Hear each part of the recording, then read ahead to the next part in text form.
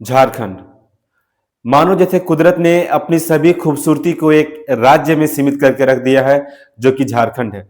चाहे यहाँ की हरियाली की बात की जाए या फिर मनमोहक झरनों की बात की जाए, यहाँ पे जीव जंतुओं की सुंदर और उनकी परिदृश्यों की बात की जाए, या फिर यहाँ पे वैसे ऐसे खदान हैं, चाहे वो बॉक्साइड हो, चाहे वो कोयला हो, या फिर वो आपका अब्रक हो, या फिर ऐसी बहुत सारी चीजें हैं जो झारखंड की गोद में पाई जाती हैं।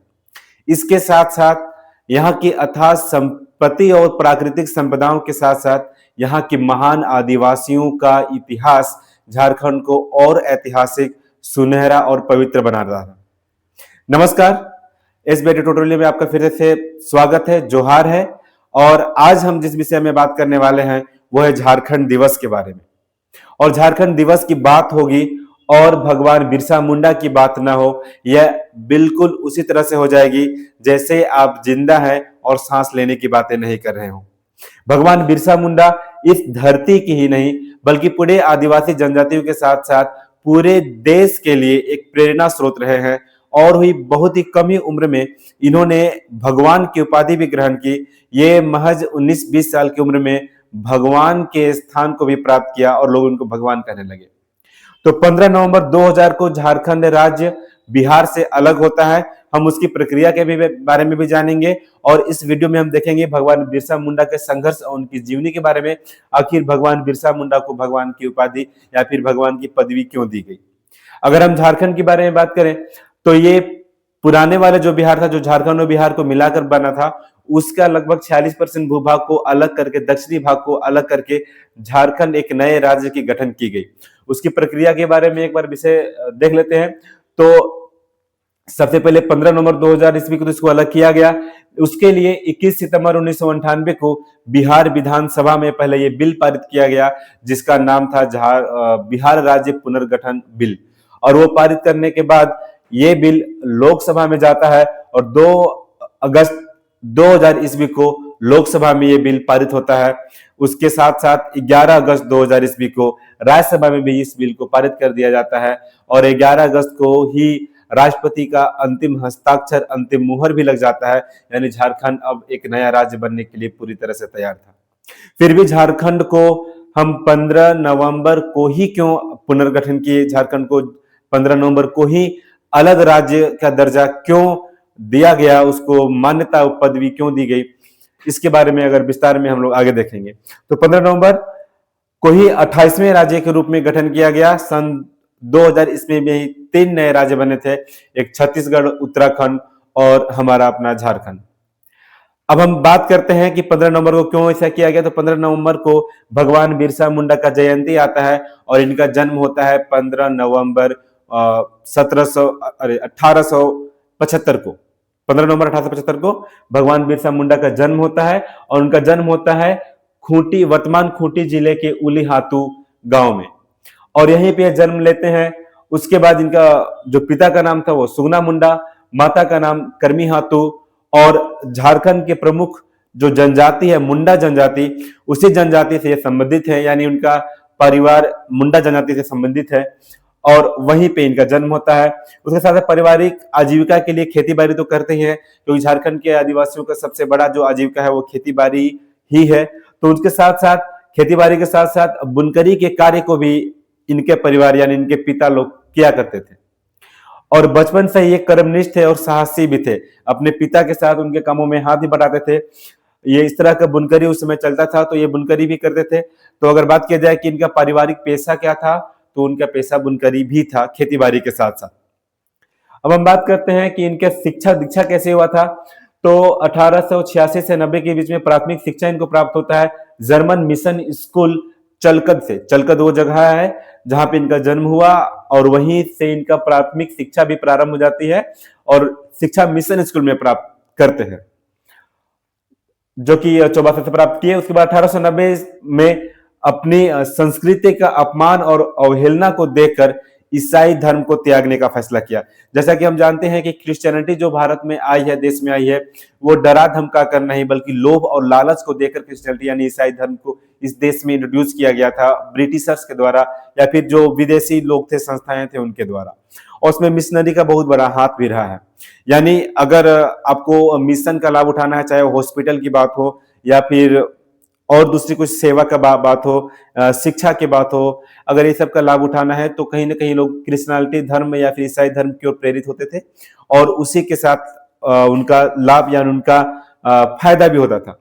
लेकिन इसी में जब भगवान बिरसा मुंडा को बचपन में ही ये एहसास होता है, जब वो 11-12 साल के थे तब से उनको एहसास होता है कि कहीं ना कहीं ये चीज गलत है। उनका जो परंपरा सांस्कृतिक आदिवासी का जो अपना संस्कृति है, जनजातियों का जो अपना संस्कृति है, चाहे वो सरना धर्म से जुड़ा हुआ हो, कहीं ना कहीं ईसाई धर्म के कारण उनका क्षति हो रहा था।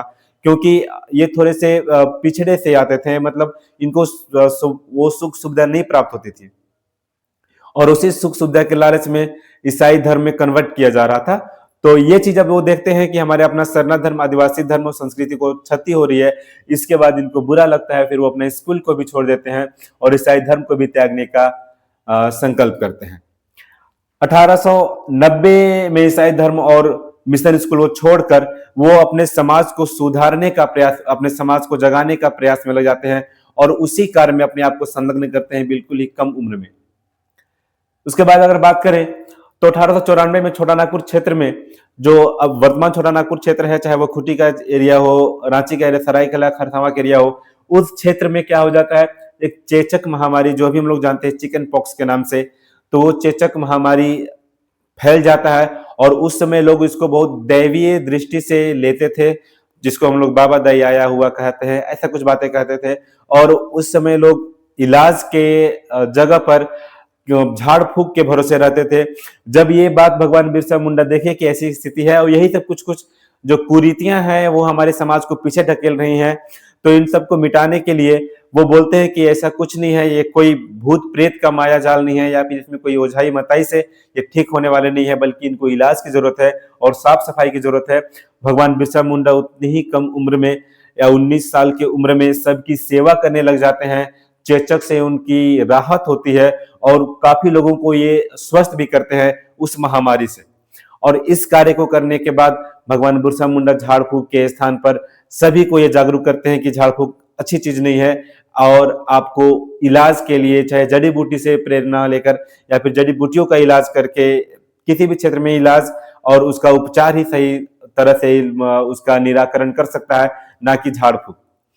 जब इस बात में इनको सफलता प्राप्त हो जाती है, बहुत से लोगों को ठीक कर लेते हैं, तो एक भयानक अकाल भी 1894 में ही आता है और उस अकाल में भी राहत देने के लिए अपने आंदोलन को चलाते हैं, अन्न संग्रह करते हैं और जो लोग उस अकाल में भूखे प्यासे रहते हैं उनकी सेवा करते हैं। मतलब एक पूरी तरह से उस क्षेत्र में इनकी जो स्थिति थी, एक अच्छे समाज सेवी, अच्छे विचारक और एक भगवान की दृष्टिकोण से भी लोग इनको देखने लगे थे। वही 1895 में अपने समाज में फैली बुराई को हटाने के लिए ये एक आंदोलन चलाते हैं, उसमें अपने लोगों के बीच जाते हैं और वो बोलते हैं कि मैं ईश्वर का दूत बनकर आया हूं तुम लोगों के बीच और तुम्हें मैं ईश्वर का संदेश सुना रहा हूं।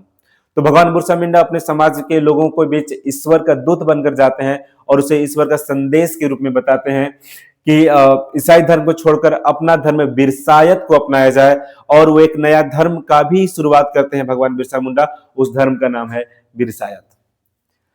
अपने समाज को जो उसमें फैली जो बुराइयां हैं, चाहे वो हड़िया की बुराइयां हो, वो तो वर्तमान में भी दिखती हैं।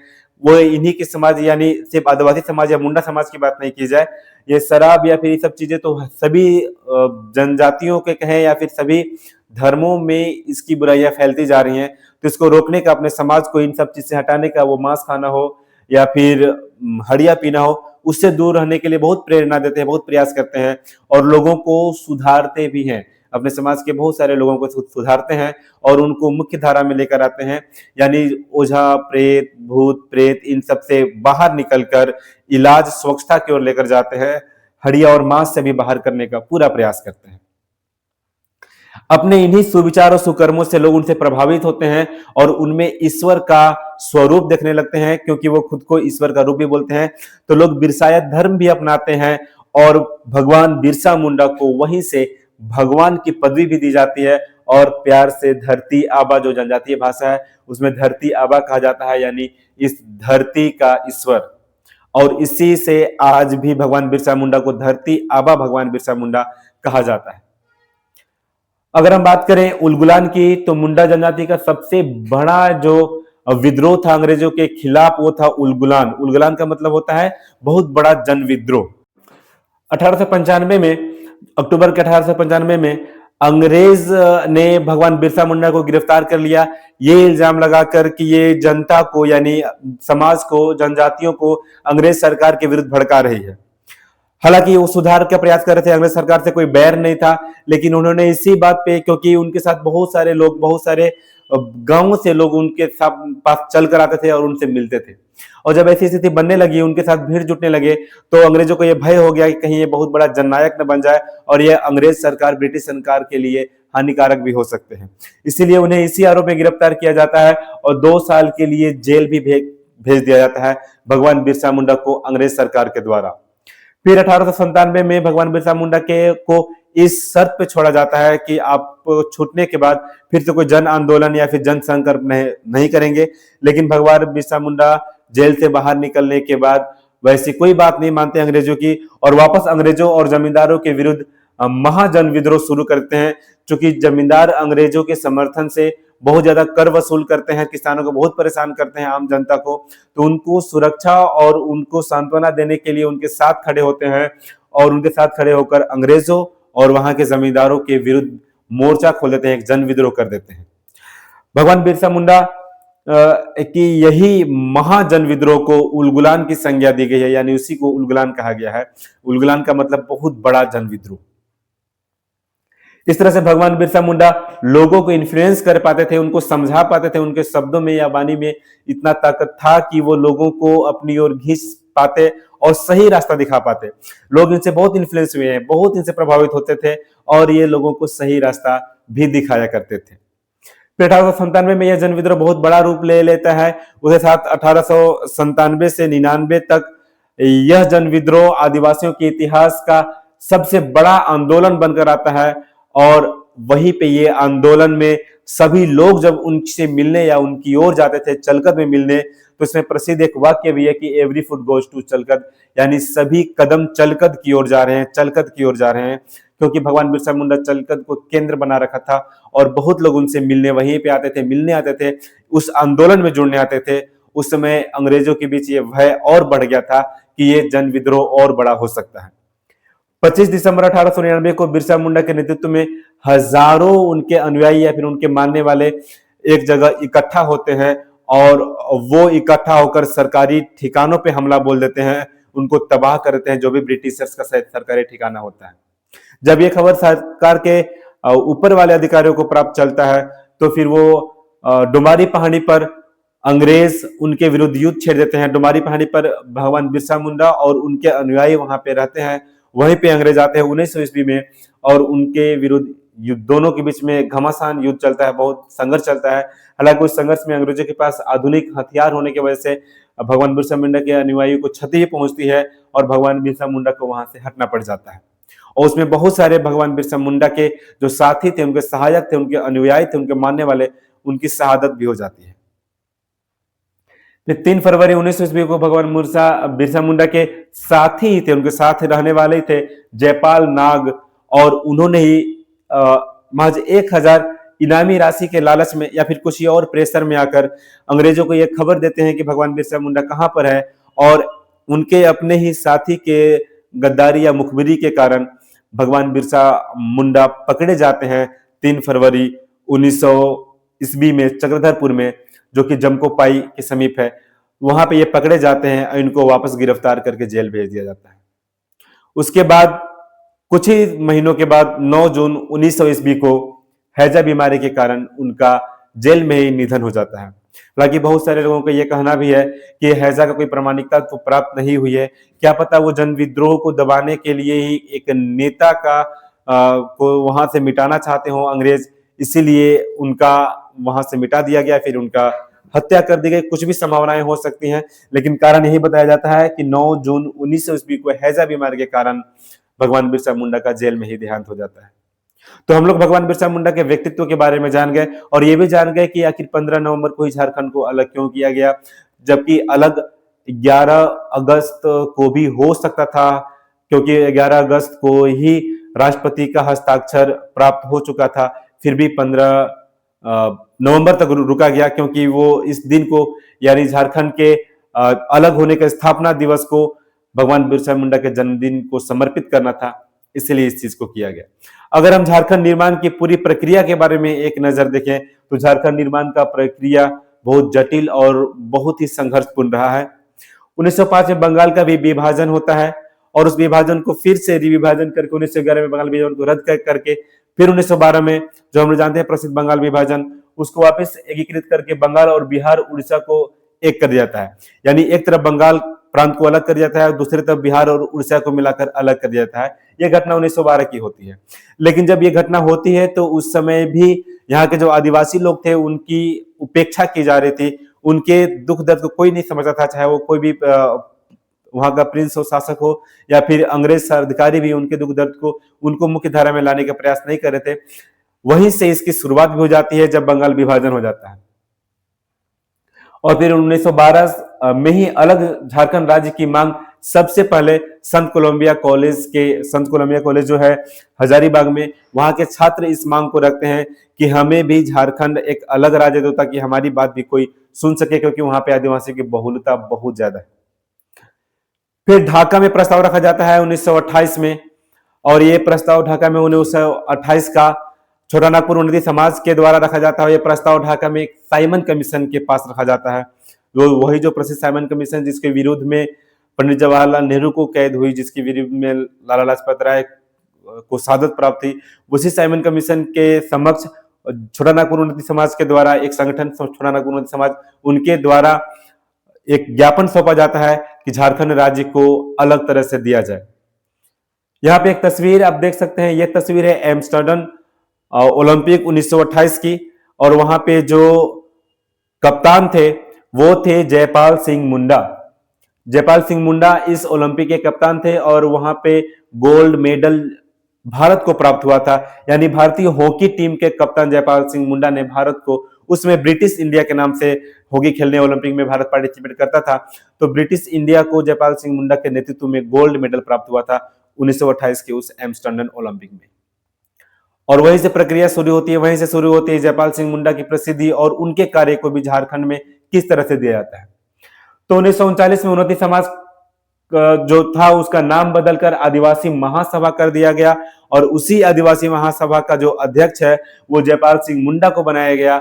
वही जयपाल सिंह मुंडा जो भारतीय हॉकी टीम के कप्तान थे, वो हॉकी टीम जिसने एम्स्टर्डम ओलंपिक 1928 में गोल्ड मेडल प्राप्त किया था ब्रिटिश इंडिया की तरफ से।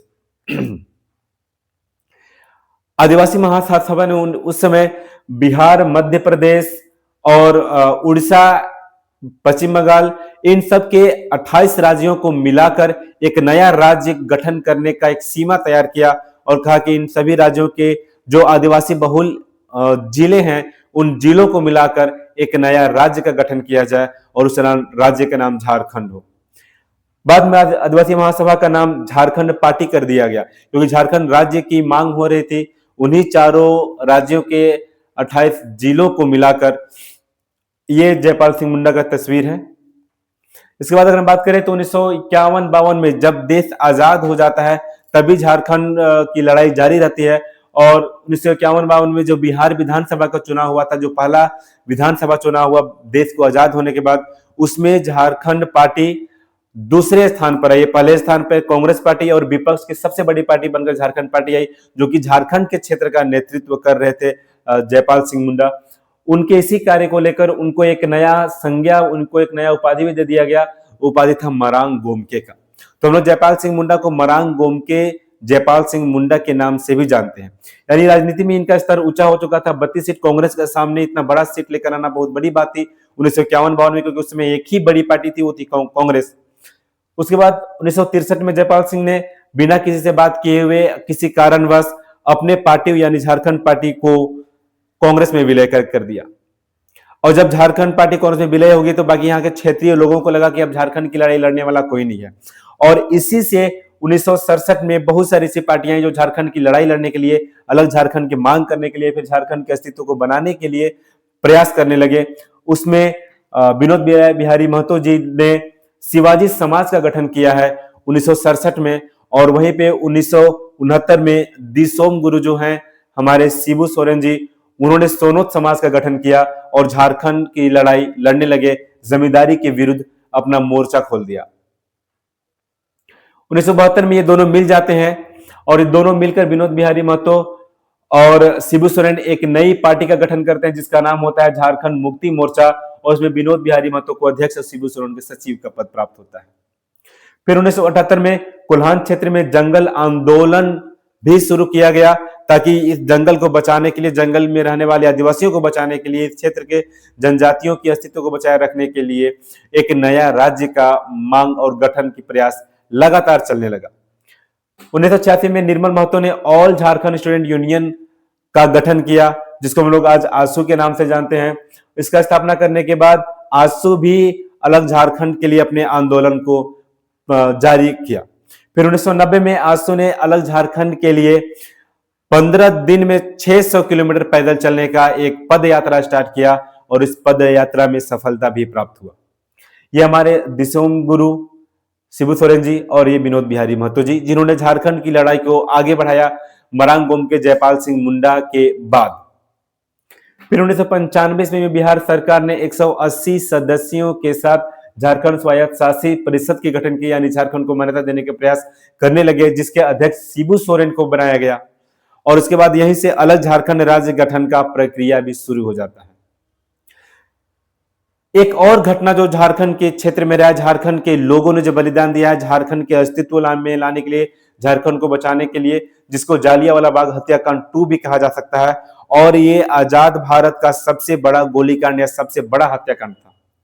1 जनवरी 1948 को आजाद भारत का सबसे बड़ा हत्याकांड खरसावां गोलीकांड सरायकेला खरसावां में होता है और यह हत्याकांड उड़ीसा पुलिस और सैनिक के द्वारा कराया जाता है और यह हत्याकांड आदिवासियों के ऊपर गोली, अंधाधुंध गोली बरसाई जाती है 1948 में। उसमें देश आजाद ही हुआ था और वहां पे कुछ ऐसे आदिवासी के क्षेत्र थे जिसको उड़ीसा में मिलाने का प्रयास किया जा रहा था, लेकिन वहां के आदिवासी लोग ये नहीं चाहते थे कि वो उड़ीसा के क्षेत्र में मिले और वो एक जगह खरसावां में संगठित होकर इस बारे में विचार विमर्श कर रहे होते हैं कि पुलिस आती है और चारों तरफ से गोलियां चला देती है उनके ऊपर।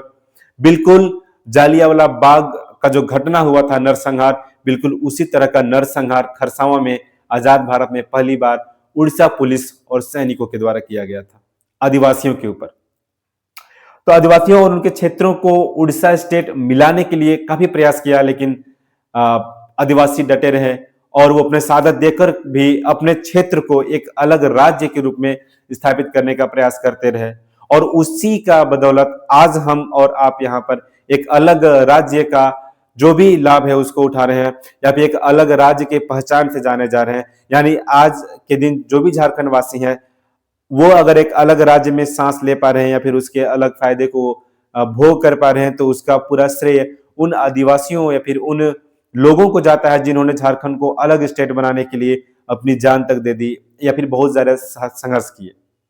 और झारखंड के महान विभूतियों में बहुत से ऐसे नाम है, चाहे वो सिद्धू कान्हू का नाम हो, चाहे वो नीलांबर पीताम्बर का नाम हो, चाहे वो तिलका मांझी का नाम हो, ऐसे बहुत सारे नाम है जिनको गिनाना बहुत मुश्किल है, जिन्होंने झारखंड का मान रखा है और झारखंड में वीरता की एक नई पहचान या प्रतिबिंब बनकर आए हैं। उसके बाद अगर कुछ राजनीतिक चीजों के बारे में देखा जाए तो जब झारखंड राज्य अलग हुआ उसमें कौन कौन से किस किस पद पे थे, झारखंड राज्य के नए गठन पर हस्ताक्षर किसने किया, तो राष्ट्रपति के.आर. नारायण उस समय पद पे स्थित थे और उन्होंने ही अलग झारखंड राज्य के गठन के ऊपर अपना हस्ताक्षर किया। उसमें तत्कालीन प्रधानमंत्री अटल बिहारी वाजपेयी थे और मुख्यमंत्री जो बिहार की थी वो श्रीमती राबड़ी देवी थी और झारखंड के पहले मुख्यमंत्री श्री बाबूलाल मरांडी को बनाया जाता है पहले राज्यपाल। जो बिहार के उस समय के थे राज्यपाल वो विनोद चंद्र पांडे थे और झारखंड के पहले राज्यपाल प्रभात कुमार को बनाया जाता है। तो ये कुछ राजनीतिक परिदृश्य हैं जिसको हम लोग देख रहे हैं झारखंड के विषय में। तो झारखंड के पूरे पन्ने को खोल पाना इतना आसान नहीं है कम समय में। अभी संक्षिप्त में बस हमने भगवान बिरसा मुंडा की छोटी सी कहानी को जाना है और झारखंड की स्थापना के बारे में कुछ कुछ कड़ियों को जोड़ने का प्रयास किया है। झारखंड से जुड़ी हुई और बहुत सारी बातों को लेकर मैं आपके सामने जल्द ही आऊंगा। अगर आपको ये जानकारी अच्छी लगी तो हमारे YouTube चैनल एसपी ट्यूटोरियल को लाइक करें, सब्सक्राइब करें, शेयर करें, बेल आइकन दबाना ना भूलें और कमेंट भी जरूर करें कि आपको ये वीडियोस कैसी लगती हैं, या फिर और किन किन बातों पे वीडियोस आनी चाहिए, और आप लोग के पास में और किन किन बातों को लेकर आऊं। आज के लिए इतना ही। जोहार झारखंड, जय हिंद, जल्दी मिलते हैं, धन्यवाद।